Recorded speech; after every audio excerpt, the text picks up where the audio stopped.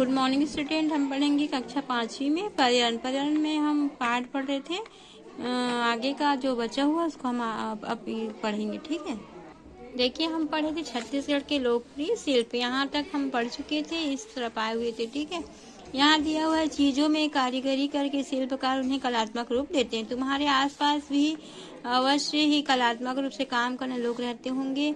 उनके पास जाकर पता करो कि वे कौन कौन सी चीजें बनाते हैं। जैसे आप के घर के पास कोई रहते होंगे जैसे कारीगर, तो जैसे मान लो कोई रह रहे मिट्टी के बर्तन बना रहे हैं ना, तो उसे आप देख सकते हो कि वह क्या क्या चीज बने। जैसे मिट्टी के मटके बनाएगा, गुलदस्ता बनाता है ना, बर्तन बनाता है। तो इस तरह क्या करोगे, इसको लिख लो। और वे इनको बनाने की किस सामग्री का उपयोग करते हैं। अब वो जो बना रहे हैं तो इसके लिए उसे क्या क्या चाहिए, है ना। जैसे मिट्टी है और चौक है, पानी है ना, जो जो चीजें लगती है उसको लिखना है यहाँ पे। उन्हें आकर्षक बनाने के लिए वे क्या करते हैं। अब उन्हें सुंदर बनाने के लिए क्या करते हैं, उसमें रंग रोगन करते हैं, कलर लगाएंगे, है ना, कलर लगाएंगे उसमें लाल, पीला, नीला, इस तरह से कई सारे रंगों का उपयोग करके उसकी सुंदरता को बढ़ा देते हैं। इन चीजों को बनाने में कितना समय लगता है, तो उनके पास जो समय लगता होगा उसको यहाँ पे भरना पड़ेगा। तो आप पूछ लोगे कि आप ये सब बनाते हो तो आपको जैसे कितना, कोई बोलेगा 2 घंटा, कोई बोलेगा 3 घंटा, है ना। इस तरह से समय यहाँ पर लिख सकते हैं। वे इन चीजों को कहाँ बेचते हैं, तो वे जब ये चीजें बना लेते, जैसे मान लो उन्हें वो फ्लावर कार्ड बनाने, गुलदस्ता बनाया, तो गुलदस्ता बनाने के बाद वो क्या करेगा, उसको ले जाकर बाजार में बेचेगा। अगर बाजार में नहीं बेचेगा तो कोई दुकानदार से जो इन सब बालों को बेचता है उनसे थोक के भाव में उसको दे देगा, ठीक है। क्या वे इन चीजों की कहीं प्रदर्शनी भी करते हैं। जैसे प्रदर्शनी होती है, जैसे कि राज्योत्सव वगैरह होते हैं ना, तो ऐसी बहुत सारी कशीदाकारी है, कारीगरी के जो सामान है उसको क्या किया जाता है, प्रदर्शनी में लगा दिया जाता है लाइन से, और जिसको जो चीजें पसंद आती वो उसने खरीद लेता है। तो इन चीजों की क्या करते हैं, प्रदर्शनी भी करते हैं। अब यहाँ दिया, विभिन्न शिल्पकारों द्वारा बनाई गई सुंदर वस्तु की जानकारी एकत्रित कर तालिका में भरो। जैसे मान लो वस्तु का नाम लिखोगे तो आप यहाँ पे लिख लोगे कि मिट्टी के बर्तन है ना, मिट्टी के बर्तन में जैसे वो कलश बनाया ना, तो किससे बनी है, जैसे तांबे से बनी तो तांबा, पीतल से बना है तो पीतल। और यहाँ पे लिखा हुआ है कलात्मक बनाने के लिए क्या किया गया है, तो उसमें क्या करोगे, रंग रोगन किया गया है ना।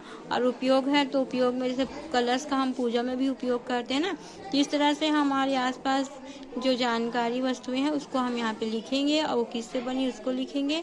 फिर कलात्मक बनाने के लिए हम उसमें पेंट करते हैं ना, कलर करते, उसको लिखोगे, और उसका उपयोग हम कहाँ कहाँ करते हैं। इसके बाद दिया है, छत्तीसगढ़ के कलाकार मिट्टी, बांस, पीतल, लोहा, लकड़ी आदि से विभिन्न प्रकार की आकर्षक वस्तुएं बनाते हैं। इन्हें विशेष आकृतियां देकर उसमें रंग सज्जा, बेल बूटे, फूल, पत्ती एवं जानवर आदि उकेर कर आकर्षक बनाया जाता है। जैसे यहाँ दिया हुआ है मिट्टी के बर्तन बना है ना, मिट्टी के बर्तन बनाने के बाद उसको सजाने के लिए हम क्या करेंगे, उसमें कलर कर देंगे। कलर करने के बाद उसमें फूल है, पत्ती है या जानवर है, किसी की भी आकृति बना देते हैं ना, चित्र बना देते हैं। इनके द्वारा बनाई गई चीजें ऊंचे दामों पर बिकती है। छत्तीसगढ़ राज्य के शिल्प कला की पहचान देश विदेश में। देखो, यहाँ पर बताया जा रहा है कि हमारे जो छत्तीसगढ़ राज्य है वहाँ पर की जो शिल्प कला है ना, जो लोग कलाकार हैं जो चीजें बनाते हैं, वे चीजें यहाँ ही नहीं बल्कि कहाँ भी पहचान है, देश विदेश में भी इसकी पहचान है। लोग छत्तीसगढ़ की जो चीजें हैं उनको भी प्राथमिकता दे रहे हैं, और देश विदेश के लोग भी इन्हें खरीद रहे हैं, ठीक है। इस तरह क्या है आपके इस पाठ में छत्तीसगढ़ के लोक शिल्प यानी कौन कौन सी शिल्प जो है वो प्रसिद्ध है। फिर इसके आगे का पढ़ेंगे। आगे दिए है, देखो, छत्तीसगढ़ के प्रमुख शिल्पों का विवरण, मतलब छत्तीसगढ़ के जो प्रमुख शिल्प हैं उनके बारे में हम पढ़ेंगे। पहला शिल्प है काष्ठ शिल्प यानी लकड़ी, है ना, काष्ठ यानी लकड़ी होता है। लकड़ी को गढ़कर विभिन्न चीजें बनाना बस्तर अंचल की प्रसिद्ध कला। बस्तर के लोग क्या करते हैं, लकड़ियों को फाड़ कर उन्हें कटाई कर, सिलाई कर, मतलब बहुत अच्छी अच्छी चीजें जो बनाते हैं, इसलिए बस्तर अंचल जो है वो प्रसिद्ध है। बस्तर अंचल में चाकू, हंसिया, खेती के औजार के मुठ, लकड़ी के पीढ़े, कंघियां, बांसुरी तथा सजावट की सभी चीजों में नक्काशी अत्यंत कलात्मक होती है। घरों के नक्काशीदार स्तंभ व दरवाजे, मंदिरों के खंभे, देव झूला आदि काष्ठ शिल्प के अद्भुत नमूने हैं। साथ ही लोग नृत्यों में उपयोग किए के किए जाने वाले लकड़ी के मुखौटे भी बहुत कलात्मक है।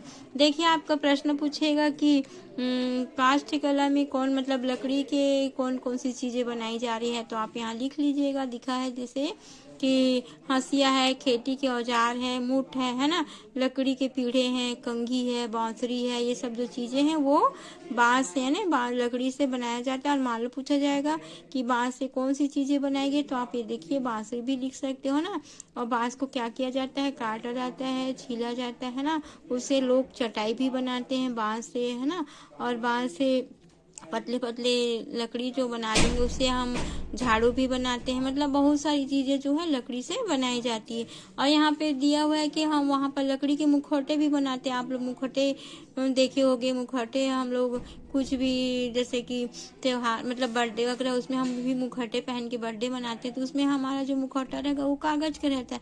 लेकिन वहाँ पर क्या है, वहाँ के लोग लकड़ी के मुखौटे बनाते हैं और उस मुखौटे को मतलब रंग रोगन करके सुंदर बना देते हैं, कलात्मक बना देते हैं। ठीक है, इस तरह से हम आज यहाँ तक पढ़ते हैं। इसके आगे का हम पढ़ेंगे कि और मृदा शिल्प क्या है ना, घड़वा शिल्प क्या है, ये सब के बारे में नेक्स्ट वीडियो में पढ़ेंगे। आप आज के लिए इतना ही।